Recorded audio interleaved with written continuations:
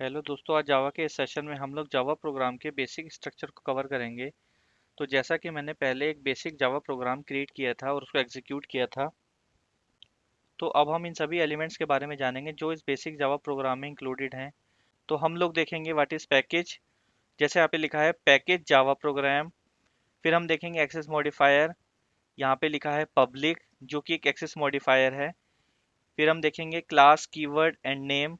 ये क्लास है, ये कीवर्ड है, यहाँ पे हमने नेम डिफाइन किया है हेलो जावा। उसके बाद हम करली ब्रेसेस देखेंगे, जैसे कि क्लास के लिए करली ब्रेस दिखाई दे रहे हैं। उसके बाद ये मेन मेथड के लिए करली ब्रेस है। एंड मेन मेथड, इस मेन मेथड को हम डिटेल में जानेंगे। And then print command line, और हम इस प्रिंट कमांड लाइन को भी डिटेल में देखेंगे। तो जावा प्रोग्राम के लिए मैं यहाँ पर इक्लिप्स यूज़ कर रहा हूँ। उसके लिए मुझे सबसे पहले यहाँ पर एक प्रोजेक्ट क्रिएट करना होगा। यहाँ पर मैं प्रोजेक्ट का नाम देता हूँ लर्निंग जावा।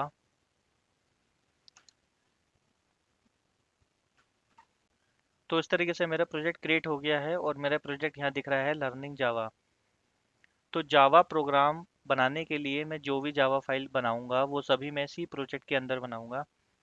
तो मैं इस प्रोजेक्ट को थोड़ा सा एक्सप्लोर करता हूँ। इस प्रोजेक्ट के अंदर मैं देखता हूँ कि यहाँ पर एक एसआरसी फोल्डर है। इस एसआरसी फोल्डर के अंदर मैं एक पैकेज बनाऊंगा। ये मैं पैकेज का नाम देता हूँ बेसिक जावा प्रोग्राम्स। मैं P capital and J capital कर देता हूँ। और इस तरीके से मैंने एक पैकेज भी क्रिएट कर दिया है। तो इस तरीके से मैं जो भी जावा की फ़ाइल क्रिएट करूँगा वो सभी मैं इसी पैकेज के अंदर क्रिएट करूँगा। तो इस पैकेज के अंदर मैं अपने जावा प्रोग्राम के लिए एक फ़ाइल क्रिएट करता हूँ। उस फाइल के नेम में लिखता हूँ टेस्ट। और यहाँ पर मैं मेन मेथड को अवेलेबल करने के लिए इस पर चेक कर देता हूँ। एंड देन फिनिश पे क्लिक करता हूँ, तो यहाँ पर मेरी ये फाइल क्रिएट हो गई है टेस्ट डॉट जावा। तो इस तरीके से आपने देखा कि जावा प्रोग्राम बनाने के लिए मैंने सबसे पहले यहाँ पर एक प्रोजेक्ट बनाया लर्निंग जावा। उसके बाद मैंने एक पैकेज क्रिएट किया। उसके बाद मैंने एक जावा फाइल क्रिएट की। तो जावा फाइल सिस्टम को यूज़ करता है, जैसा कि हम अपने कंप्यूटर में डिफरेंट फोल्डर्स बनाते हैं और फोल्डर्स के अंदर फाइल्स को मैनेज करते हैं, उसी तरीके से हम लोग यहाँ पर एक प्रोजेक्ट क्रिएट करते हैं और प्रोजेक्ट के अंदर हम डिफरेंट डिफरेंट पैकेजेस बनाते हैं। और डिफरेंट डिफरेंट पैकेजेस में हम मल्टीपल जावा फाइल क्रिएट करते हैं। तो इस तरीके से हम यहाँ देखते हैं कि जावा में प्रोविज़न है कि जो हमें अलाउ कराता है कि हम यहाँ कई क्लासेस को एक कलेक्शन में डिक्लेयर कर सकते हैं, जहाँ पर ये कलेक्शन है एक पैकेज। तो हमने यहाँ पैकेज का नाम दिया है बेसिक जावा प्रोग्राम्स। तो जैसा कि आप यहाँ लाइन में देख रहे हैं, यहाँ पे लिखा है पैकेज बेसिक जावा प्रोग्राम। ये वही पैकेज है जो हमने अभी क्रिएट किया है, बेसिक जावा प्रोग्राम्स। तो सबसे पहले मैं फ़ॉन्ट साइज़ को थोड़ा इंक्रीज़ कर लेता हूँ, जिससे कि हमें थोड़ा और क्लियर दिखाई दे। तो यहाँ पर मैं फ़ॉन्ट टाइप करता हूँ।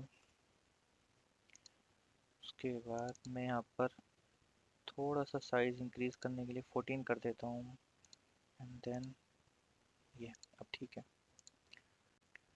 तो यहाँ पर हम देखते हैं, यहाँ लिखा है पब्लिक क्लास टेस्ट। यहाँ पे पब्लिक क्या है? पब्लिक एक एक्सेस मॉडिफायर है। इसका मतलब ये है कि क्लास के स्कोप को सेट करता है, जिससे कि हम इस क्लास को किसी दूसरी क्लास से भी एक्सेस कर सकते हैं। यदि हम क्लास को पब्लिक एक्सेस मॉडिफायर के साथ डिफाइन करते हैं, तो हम इस क्लास को दूसरे पैकेज की किसी भी क्लास से एक्सेस कर सकते हैं। तो पब्लिक यहाँ पर एक एक्सेस मॉडिफायर है जो क्लास की विजिबिलिटी को दूसरी क्लास के लिए अवेलेबल करवाता है। वैसे तो बाकी और भी एक्सेस मॉडिफायर होते हैं, जैसे प्राइवेट, डिफ़ॉल्ट, प्रोटेक्टेड। तो उनके लिए हम आगे सेशन में डिटेल में देखेंगे। तो चलिए अब हम आगे चलते हैं। अब यहाँ पर लिखा है क्लास। तो यहाँ पर एक क्लास का क्या मतलब है? यहाँ पे क्लास है कीवर्ड। तो यदि हम कोई भी जावा प्रोग्राम क्रिएट करेंगे तो हमें इस जावा प्रोग्राम के लिए एक क्लास जरूर डिक्लेयर करनी पड़ेगी। नेक्स्ट चलते हैं टेस्ट। यहाँ पर टेस्ट क्लास का नेम है। जब हमने क्लास डिक्लेयर की थी तो हमने क्लास का नेम दिया था टेस्ट। यहाँ पर हम जब भी क्लास का कोई नेम देंगे तो उसका पहला लेटर हम कैपिटल लेटर देंगे। और नेम में किसी भी टाइप का कोई स्पेस नहीं होना चाहिए। यदि हम क्लास का नेम दो वर्ड का दे रहे हैं तो उन दोनों वर्ड के बीच में कोई भी स्पेस नहीं होना चाहिए। आगे हमें इस बात का ध्यान रखना है यदि हमारे इस पैकेज में और भी क्लासेस हैं तो हम किसी दूसरी क्लास के नेम से यहाँ पे क्लास का नेम नहीं दे सकते। हमें इस बात का भी ध्यान रखना चाहिए कि जावा में कुछ प्रीडिफाइंड क्लासेस हैं, तो उन प्रीडिफाइंड क्लासेस के नेम से भी हम यहाँ पे क्लास का नेम नहीं दे सकते। और हमें ये भी ध्यान रखना है कि जावा प्रोग्राम में कुछ कीवर्ड्स होते हैं, तो हम उन कीवर्ड से भी क्लास का नेम नहीं दे सकते। अब हम आगे चलते हैं ये करली ब्रेसेस के लिए। इनको हम करली ब्रैकेट भी कहेंगे। तो ये जो करली ब्रैकेट बना है ये क्लास के लिए है। क्लास के लिए ये करली ब्रैकेट यहाँ से ओपन है और यहाँ पर एक करली ब्रैकेट ये क्लोज करता है। इसका मतलब क्लास का जो भी एरिया है वो यहाँ करली ब्रैकेट से यहाँ से लेके यहाँ तक कवर होता है। क्लास के अंदर हम जो भी कमांड लिखते हैं तो वो करली ब्रैकेट के अंदर हम लिखेंगे, जिससे कि ये क्लियर होता है कि हमारी ये कमांड इस क्लास से बिलोंग करती है। और इस मेथड के लिए ये करली ब्रैकेट है, या ये ओपन, यहाँ से क्लोज, मतलब मैं यहाँ पे जो भी कमांड लाइन लिखूंगा वो यहाँ पर इस मेथड से बिलोंग करेगी। तो अब हम आगे चलते हैं मेन मेथड के लिए। ये मेन मेथड जावा प्रोग्राम का बहुत इंपॉर्टेंट एलिमेंट होता है। तो जावा प्रोग्राम में जो भी एग्जीक्यूशन होता है वो मेन मेथड से ही स्टार्ट होता है। मतलब हमें यदि कोई भी जावा प्रोग्राम एग्जीक्यूट करना है तो उस प्रोग्राम में हमें ये मेन मेथड जरूर लिखना होगा। जेवीएम जो होता है वो मेन मेथड से ही अपना एग्जीक्यूशन स्टार्ट करता है। जब भी हम कोई जावा प्रोग्राम एग्जीक्यूट करते हैं तो जेवीएम मेन मेथड को सर्च करता है और अपना एग्जीक्यूशन यही मेन मेथड से स्टार्ट करता है। तो मेन मेथड जावा प्रोग्रामिंग में एक स्पेशल मेथड होता है जो एग्जीक्यूशन स्टार्ट होने के लिए एक एंट्रेंस पॉइंट का काम करता है, जिसके थ्रू जावा प्रोग्राम रन होता है। यहाँ पर पब्लिक एक एक्सेस मॉडिफायर है, जिससे हमारा ये मेन मेथड ग्लोबली एक्सेसिबल हो जाता है। तो मेन मेथड को पब्लिक इसलिए बनाया जाता है जिससे कि जेवीएम इस मेन मेथड को सर्च कर सके और इसको एग्जीक्यूट कर सके। मतलब इसको हम क्लास के बाहर से भी यूज कर सकते हैं। अब आगे चलते हैं स्टैटिक कीवर्ड। स्टैटिक कीवर्ड का मतलब ये होता है कि ये मेन मेथड जो है ये एज अ स्टैटिक डिफाइन किया गया है। इसका मतलब ये होता है कि इस मेन मेथड को बिना किसी ऑब्जेक्ट के कॉल किया जा सकता है। यदि किसी मेथड में स्टैटिक कीवर्ड यूज होता है तो उस मेथड को कॉल करने के लिए क्लास में कोई ऑब्जेक्ट बनाने की कोई ज़रूरत नहीं होती है। और यदि क्लास में हम कोई मेथड डिक्लेयर करते हैं और उस मेथड में हम स्टैटिक कीवर्ड यूज़ नहीं करते हैं तो उस मेथड को कॉल करने के लिए हमें उस क्लास में ऑब्जेक्ट क्रिएट करना पड़ेगा। उसके बाद हम उस ऑब्जेक्ट के थ्रू उस मेथड को कॉल कर पाएंगे। तो यहाँ पर हम मेन मेथड को एज अ स्टैटिक डिफाइन कर रहे हैं, जिससे कि जेवीएम इस मेथड को डायरेक्ट कॉल कर सकता है। तो आगे चलते हैं वॉइड कीवर्ड के लिए।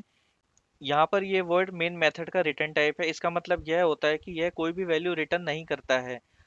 तो जब भी मेन मेथड टर्मिनेट होता है उसके साथ जावा प्रोग्राम भी टर्मिनेट होता है। और ये मेन मेथड किसी भी टाइप की वैल्यू रिटर्न नहीं करता है। तो जब भी मेन मेथड डिक्लेयर किया जाता है तो मेन मेथड के लिए वॉइड यूज किया जाता है, जिसका मतलब यह होता है कि मेन मेथड किसी भी टाइप की वैल्यू रिटर्न नहीं करेगा। अब देखते हैं मेन। यह कोई कीवर्ड नहीं होता है, यह सिर्फ इस मेन मेथड का नेम है जो कि फिक्स होता है, क्योंकि यह जेवीएम के थ्रू कॉल किया जाता है। जावा प्रोग्राम में यही एक एंट्री पॉइंट होता है जिसके थ्रू कोई प्रोग्राम एग्जीक्यूट होता है। तो अब हम आगे चलते हैं स्ट्रिंग आर्गुमेंट्स। यह एक एरे होता है जिसमें सभी एलिमेंट्स स्ट्रिंग होते हैं। यहाँ पे इस एरे का नाम है आर्गुमेंट्स, जो कि आर्गुमेंट्स की शॉर्ट फॉर्म है। यहाँ पर हम इसका कोई भी नेम दे सकते हैं। तो यह एक पैरामीटर होता है जो जावा प्रोग्राम के मेन मेथड में यूज़ किया जाता है। तो जब हम जावा प्रोग्राम को रन करते हैं और वहाँ पर यदि हम कोई आर्गुमेंट्स पास करते हैं तो ये जो पैरामीटर होता है ये उस कमांड लाइन आर्गुमेंट्स के एरे को रिप्रेजेंट करता है। तो आइए पैरामीटर के कॉन्सेप्ट को समझते हैं। तो सबसे पहले मैं यहाँ पे नोटपैड की एक फ़ाइल ओपन करूँगा। यहाँ पे मैंने नोटपैड की फ्रेश फाइल ओपन की है। अब मैं यहाँ पर एक क्लास डिफाइन करूँगा जिसके लिए मैं क्लास का नेम दूंगा MNO। और ये हो गया क्लास का एरिया। उसके बाद हम लिखेंगे यहाँ पे main method public static void main string arguments की शॉर्ट फॉर्म। यहाँ पर मैं कोई भी नेम दे सकता हूँ, जैसे कि ABC या फिर MNO, बट यहाँ पर हम आर्गुमेंट्स ही देते हैं। उसके बाद ये हो गया मेन मेथड का एरिया। अब मैं यहाँ पर एक लूप डिफाइन करूँगा for loop int I is equal to 0, I less than arguments dot length I plus plus। ये हो गया लूप का एरिया। इस लूप के अंदर मैं किसी मैसेज को प्रिंट करने की एक कमांड लाइन लिखूंगा, system dot out dot println.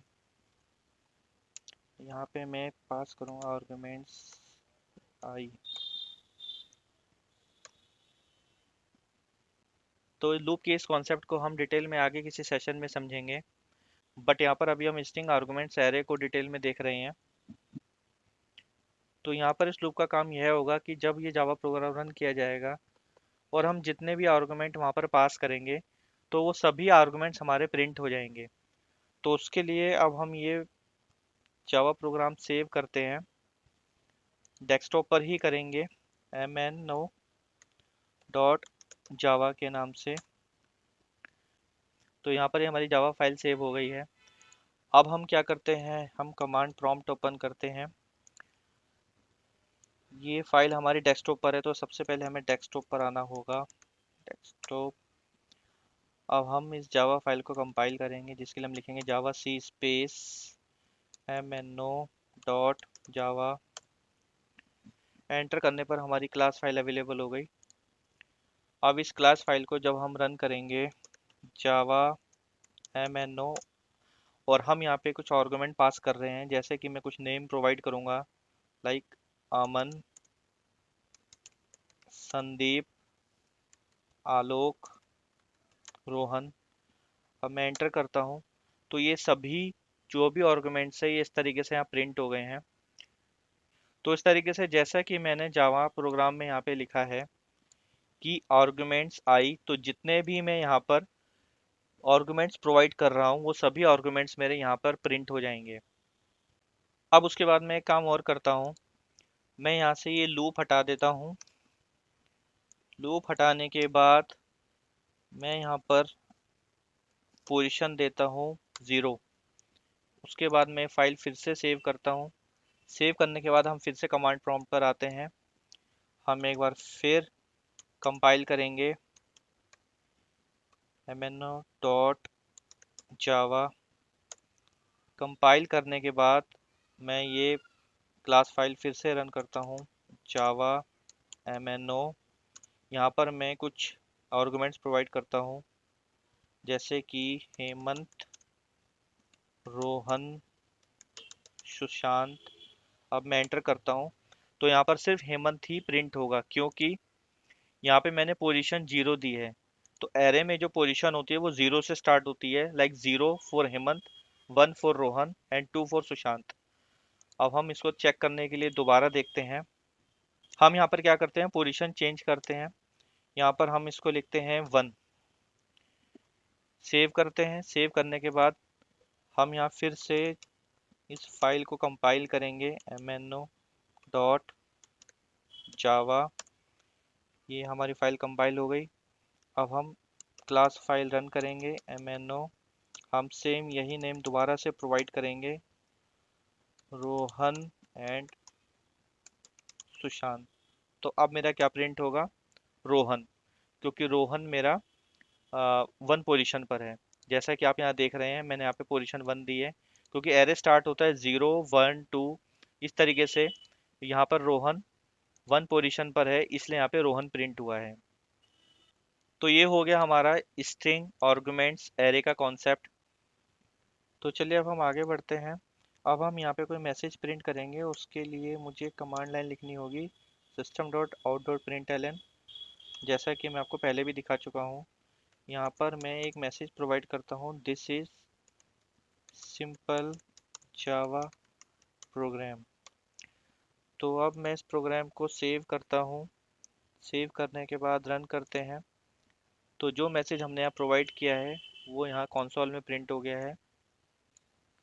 तो अब हम डिटेल में देखेंगे system dot out print L N का कॉन्सेप्ट। तो आइए अब हम देखते हैं यहाँ पे सिस्टम क्या है। यह सिस्टम जावा में एक प्री डिफाइंड क्लास है। यह आउट इस सिस्टम क्लास का ऑब्जेक्ट है। यह इसका एक स्टैटिक मेंबर है। आउट कुछ मेथड प्रोवाइड करता है, जैसे कि यहाँ पे प्रिंट एलन दिखाई दे रहा है। इस मेथड का काम होता है किसी आउटपुट को कंसोल में डिस्प्ले कराना। तो हम देखते हैं आउट के कुछ और भी मेथड हैं, जैसे कि print, print L N, print F. तो इस तरीके से हम कोई भी मैसेज प्रिंट करा सकते हैं। फिलहाल हम यहाँ से प्रिंट एलन कर देते हैं, प्रिंट एलन। यहाँ पर सेमी कॉलन का काम यह है कि जब भी हम जावा में कोई स्टेटमेंट लिखते हैं तो उस स्टेटमेंट को हमें सेमी कॉलन पर ही एंड करना पड़ेगा। तो ये हो गया हमारे जावा का एक सिंपल बेसिक प्रोग्राम। तो इस सेशन में हमने इस बेसिक प्रोग्राम के जितने भी एलिमेंट्स हैं उन सभी को कवर कर लिया है। इस सेशन को कंप्लीट देखने के लिए थैंक यू दोस्तों।